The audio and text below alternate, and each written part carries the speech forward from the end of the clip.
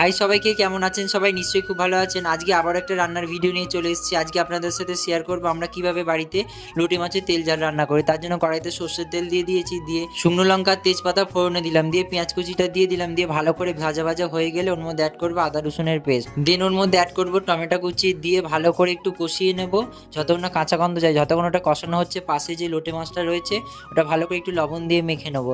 ভালো করে লবণ দিয়ে মেখে সাইডে রেখে দিলাম, দিয়ে যে গুঁড়ো মশলাগুলো নিয়েছিলাম ধনে গুঁড়ো, জিরে গুঁড়ো, লঙ্কার গুঁড়ো, হলুদ, নুন ভালো করে একটু জল দিয়ে গুলে নেবো। দেন ওটা অ্যাড করে দেবো কষানো মশলার মধ্যে, দিয়ে ভালো করে যতক্ষণ না তেল ছেড়ে আসছে ভালো করে কষিয়ে নেবো। নিয়ে ওই লোটে মাছগুলো যেগুলো নুন মাখিয়ে রেখেছিলাম ওগুলো অ্যাড করে দেবো, দিয়ে সামান্য একটু ভালো করে কষিয়ে নেবো। লোটে মাছ থেকে যেহেতু জল ছাড়ে, আর সামান্য একটু গরম জল দিয়ে ধনেপাতা আর গরম মশলা দিয়ে নামিয়ে নিলেই তৈরি হয়ে যাবে লোটে মাছের তেল ঝাল। সো চলুন আজকের ভিডিওটি এত পর্যন্ত। যদি ভিডিওটি ভালো লাগে অবশ্যই একটি লাইক করবেন এবং অবশ্যই কমেন্টে জানাবেন ভিডিওটি কেমন লাগলো। অনেক অনেক ভালো থাকবেন।